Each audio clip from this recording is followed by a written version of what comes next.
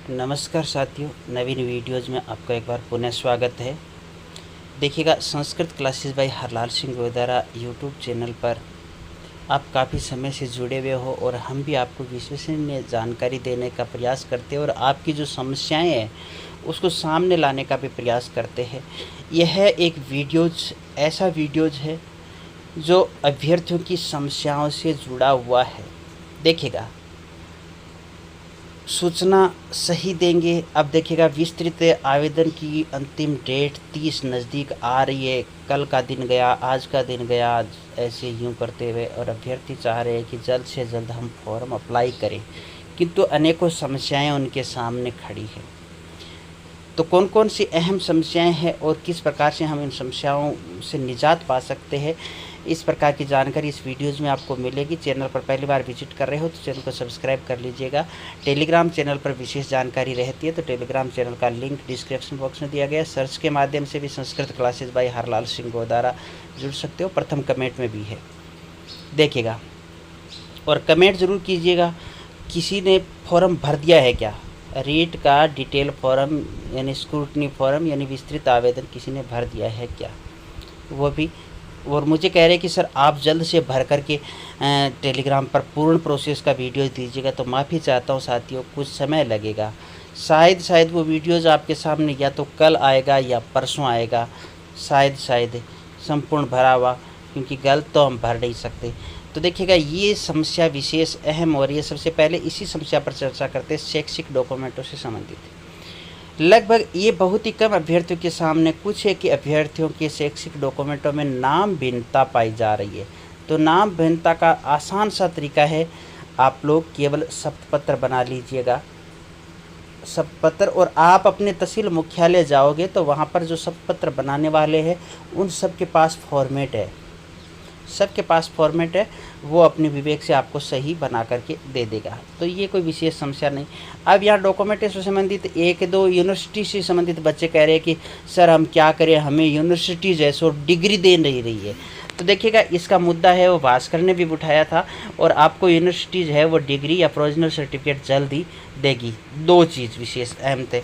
और अगली बात, अब यहाँ पर अगला चरण आपका आ रहा है जिससे संबंधित आय प्रमाण पत्र से संबंधित काफ़ी अभ्यर्थी कमेंट कर रहे हैं, सर मैंने 2.5 लाख से आय है वो कम की थी, तो क्या मुझे आय प्रमाण पत्र बनवाना है। तो मेरे भैया, 2.5 लाख से अगर आपने कम आय दर्ज की है तो आपने फीस में छूट ली है, और फीस में छूट नहीं ली है तो भी आपको आय प्रमाण पत्र गजटेड ऑफिसर से जारी करवाना है पड़ेगा, इसलिए आय प्रमाण पत्र बनवाना अनिवार्य है।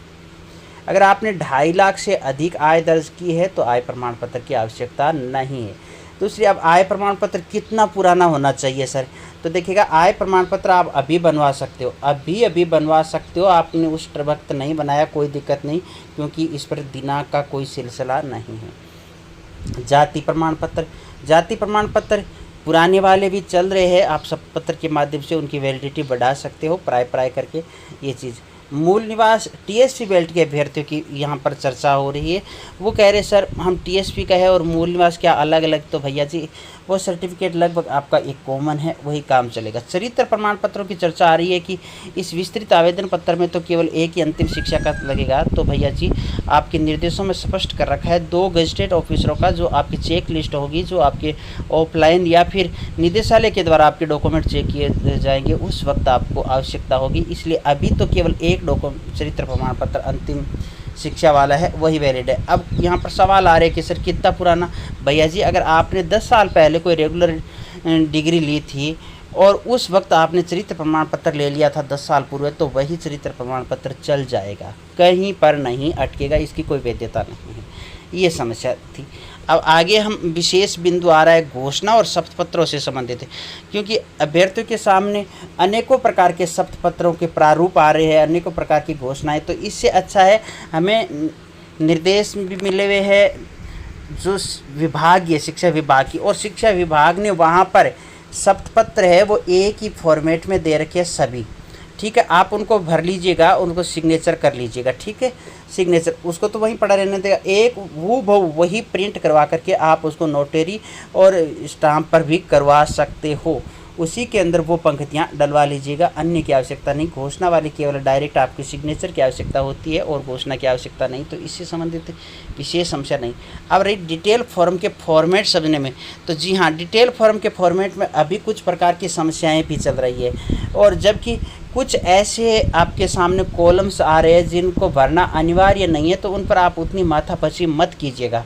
जो आपके सामने स्टार वाले अनिवार्य वाले फील्ड है वो देख लीजिएगा कि आपके पास जानकारी है या नहीं। अब इस डिटेल फॉर्म के अंदर आपके लिए वो एक विशेष फॉर्म जिसको हम अटेस्टेशन फॉर्म कहते हैं, उसकी जो 2 पृष्ठ है, अब वो फॉर्म है क्या, ये एक है, क्योंकि आगामी टाइम में हो सकता है हम किसी भी प्रकार का कोई जुर्म कर दें, तो पुलिस क्या करेगी? जुर्म तो कोई हमारे पक्ष में, पुलिस के पास वो मामला होता है, तो पुलिस हमारे विभाग को सूचित करती है, हमारा चयन किसने किया था उसको, इसीलिए ये सहमति ली जाती है। ये एक गजेटेड ऑफिसर से प्रमाणित करवाना होता है। अब मेरे साथी ने टेलीग्राम चैनल पर एक कमेंट किया, सर मेरी मम्मी पापा दोनों गजेटेड ऑफिसर है, क्या मैं उन्हीं से वेरीफाई करवा लूँ? तो भैया करवा लीजिएगा, कोई बात नहीं, वो भी गजेटेड ऑफिसर है, चल जाएगा। ठीक है, आगे विभाग द्वारा जारी दिशा निर्देशों से संबंधित लगभग समस्या न के बराबर है। हालांकि कुछ समस्याएं आ रही है, जो अंतिम दिनांक वाली सबसे सर्वाधिक समस्या वही आ रही है, और विधवा परित्यक्ता महिलाओं के सामने आ रही है, तो इसका भी जल्द समाधान होगा। इतने जल्दी आप फॉर्म भरने की मत कीजिएगा, भरा जाएगा। और इसका मैंने वीडियोस बनाया था, वो कह रहे समझ में नहीं आ रहे मेरे भैया जी, वो वीडियोस बिल्कुल सही है, आप वीडियोस देख लीजिएगा। ये विशेष नहीं, कुछ साथी कहते हैं आप ई मित्र से फॉर्म भरोगे उसके बाद में उसको ऑनलाइन, भैया जी आपको इसको ऑफलाइन भर करके भी इसको सबमिट कर दोगे ना, अपडेट कर दोगे, तो भी इसमें किसी भी प्रकार की कोई दिक्कत नहीं आने वाली, ये गारंटी शुदा बात है, नॉर्मल से। अब इसमें पूछा जा रहा है आपकी रेजिडेंशली दिनांक वगैरह, तो वो सामान्य सी चीज़ें हैं, उसमें कोई कतराने वाली बात नहीं है। कल आपको भरा हुआ डिटेल फॉर्म भी मिल जाएगा। और काफ़ी अभ्यर्थी 50% अभ्यर्थियों के सामने तो ये सभी प्रकार की समस्याएं आई हुई है। तो देखिएगा, ये जब तक है, आप सोचिएगा आपको अचानक कोई स्टेज पर बोलने के लिए बुला लिया जाए तो आपकी धड़कनें कितनी तेज़ हो जाएगी, और आप उस वक्त जाओगे, डर लगेगा क्या बोलोगे क्या नहीं, और जैसे आपने माइक पढ़ लिया फिर बिंदास होकर फिर एक घंटे तक आप बकते जाओगे। यही हालात है, अभी तक हम ये कार्य किया नहीं है, करने से पहले डर रहे, कार्य होगा तो बिल्कुल अच्छे से हो जाएगा। तो इसलिए टेलीग्राम चैनल ज्वाइन कर लीजिएगा, वहाँ समय समय पर सूचनाएँ दी जा रही है। और एक अहम समस्या आ रही है EWS के साथियों के साथ है, क्योंकि EWS के सामने वहाँ जो आपका विस्तृत आवेदन पत्र है वहाँ पर कॉलम के अंदर 2 समस्याएं दी गई है, और इसकी ट्विटर पर भी अच्छी भली मांग चली जा रही है। सरकार और कर्मचारी चयन बोर्ड आयोग को संज्ञान में लेने की बात चल रही है, तो इसी समस्या का भी समाधान होगा जल्दी। ठीक है साथियों, अगली मुलाकात अगले वीडियो के साथ, धन्यवाद।